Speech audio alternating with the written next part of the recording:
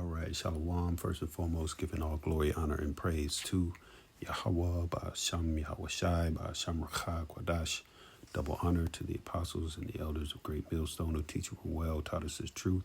Shalom to the elect, the 144,000, first and foremost, pushing his truth in all sincerity in the four corners of the earth. And the rest of the elect, Lord willing, we be of that number. I'm your brother Tabari Yakona coming at you with another quick lesson, Lord willing, is edifying. President Trump has announced that Veterans Day will also be recognized as, quote, Victory Day for World War I, end quote. All right, highlighting the U.S. role in Germany's surrender on November 11th, 1918. This proclamation was made during a speech at Arlington National Cemetery on Veterans Day 2025. Today's Veterans Day. All right. And we're just going to go through some things in Revelation, the 9th chapter, because guess what? World War I is in the scriptures.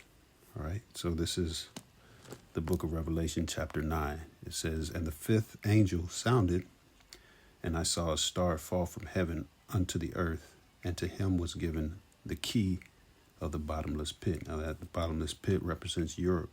It's bottomless because it lacks resources. All right, if you go to Revelation, the 20th chapter, and the first verse, it speaks on it real quick, how the Lord, I'll read it. It says, Revelation 20 and verse 1, "And I saw an angel come down from heaven having the key of the bottomless pit and a great chain in his hand. And he laid hold on the dragon, that old serpent, which is the devil and Satan, and bound him 1,000 years, and cast him into the bottomless pit, and shut him up, and set a seal upon him, that he should deceive the nations no more, till 1,000 years should be fulfilled. And after that, he must be loosed a little season." So again, the bottomless pit, Europe, because it lacks resources. That great chain represents slavery. So Esau was put into slavery during the time of the Dark Ages. This is why he calls them the Dark Ages, because for him, it was a dark time. But for Jake was flourishing in the eastern part of the Roman Empire, or the Byzantine Empire. This is, it speaks about that old serpent that goes to Genesis 3 and 1. All right, the serpent in the garden, because Esau represents or has the spirit of that serpent. All right, which, by the way, was an actual man. It wasn't a reptilian snake like Esau likes to depict it as being. It was an actual man. Shaitan. All right. It says, so he was locked down in Europe in the caves, eating juniper roots and braying like donkeys, as the scriptures say, and living like a caveman in the caves, Caucasus Mountains. All right, back to Revelation 9 and 2. "And he opened the bottomless pit, and there arose a smoke out of the pit, as the smoke of a great furnace. And the sun and the air were darkened by reason of the smoke of the pit. And there came out of the smoke locusts." Now these locusts represent biplanes, the biplanes of World War I. When you look at them, they kind of look like locusts, right? Those wings, all right? It says, "Upon the earth, and unto them was given power, as the scorpions of the earth have power." Now, scorpions have power in their tails, and we'll get to that, Lord willing, in a minute. All right. Let me see here.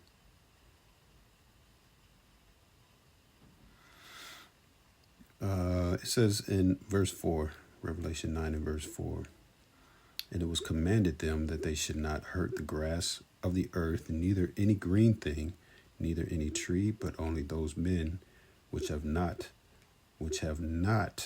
the seal of the Most High in their foreheads." When you go to That word seal, it's G4973. Sfragis. It's meaning of fencing in or protecting from misappropriation. All right, so what does a fence do? It protects, right? So it's similar to the tawa in Ezekiel 9:4. So certain of those men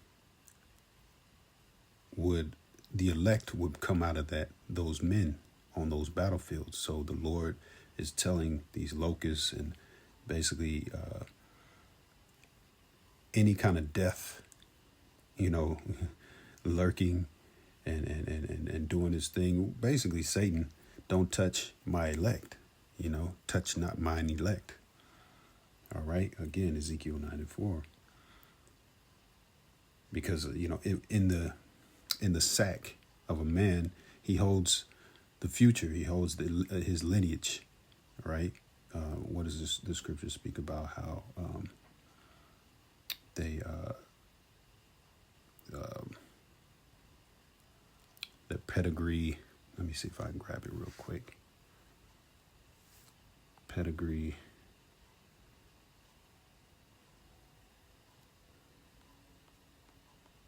The house of their fathers. Yeah, Numbers 1:18. And they assembled all the congregation together on the first day of the second month, and they declared their pedigrees after their families by the house of their fathers, according to the number of the names, from 20 years old and upward by their polls. So we use that scripture to make the point that, your line comes from, comes through a seed, and the seed is carried in the sac or the testes of a man. All right. The woman incubates that seed. Doesn't have to be an Israelite woman. It could be any woman of any nation. It's the father that counts. It's the seed that counts. So Israelite man can lay down with a so-called Chinese woman, and guess what's going to come out? An Israelite man, Israelite baby, okay? And in like manner, a Moabite man, which is a nation of we call the so-called Chinese, can lay with an Israelite woman, but guess what's going to come out? A Moabite baby, okay? Not an Israelite baby. The woman is just an incubator, if you will. But a woman's portion is very vital, man. That's what makes this hell very hellish, if you will, man. Talking about Babylon the Great, because our women are out of order, man. And I always say it. Jody got your girl, man. Jody being that serpent, man. Esau, Edom. Had just been taken by the temptations of the devil. All right, and Babylon the Great, which is America, by the way. But bringing that out to show that again, World War I is in the scriptures. Again, World War I is in the scriptures. President Trump is going to call this a victory day for World War I, right? And actually, spiritually, it's not really a victory, because what Esau really wants to do, he wants to bag the elect. And when I say bag, he wants to destroy the elect. And the scriptures say that the elect will not be plucked out of the Lord's hand. Roughly paraphrasing, man. All right. So,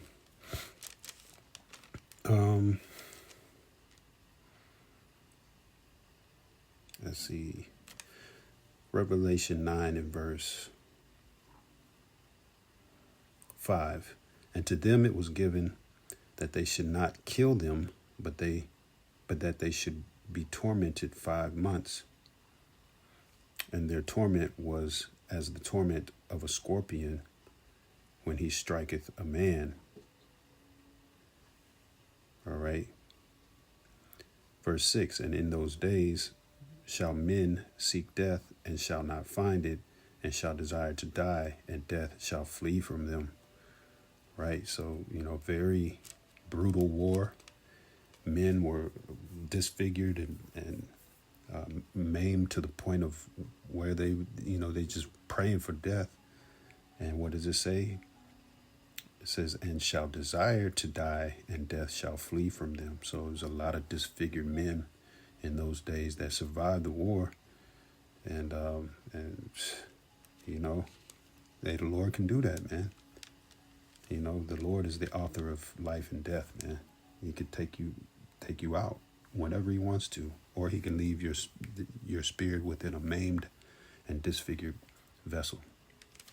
All right, this is I'm going to jump down to Revelation 9 and verse 12.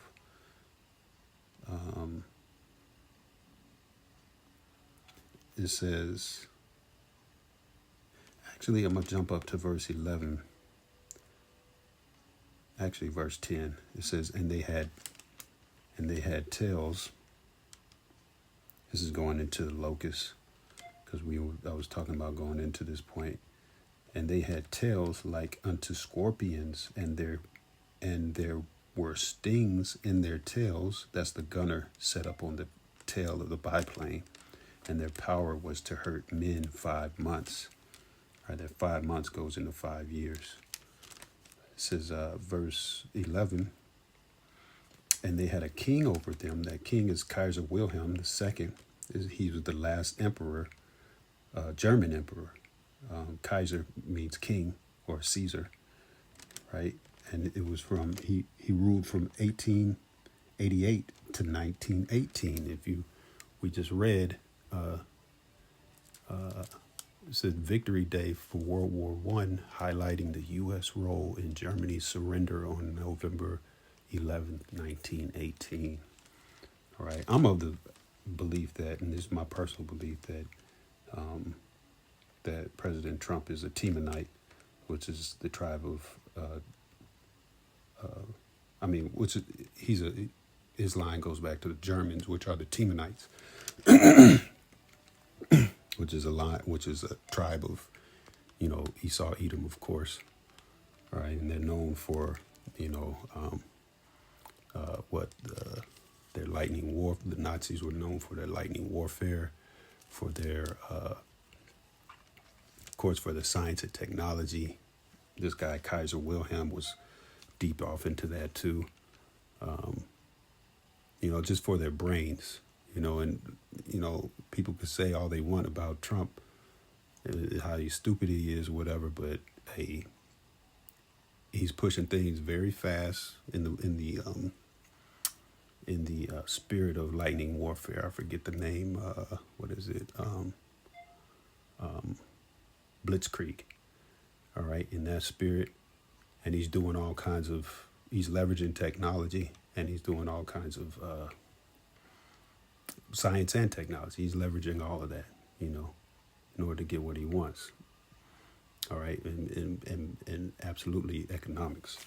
But it says, continuing on, it says, and they had a king over them, which is the angel of the bottomless pit, whose name in the Hebrew tongue is Abaddon, but in Greek tongue hath his name Apollyon, which means destroyer.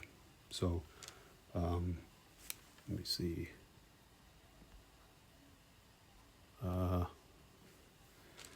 So we'll go to verse 12. It says, one woe is past, and behold, there come 2 woes more hereafter. So we know that third world war is on the way. And Lord willing, we be of that elect number to be delivered out of that. So giving all glory, honor, and praise to Yahweh, Shem Yahweh Shai, Shem Ruach HaKodesh. Shalom.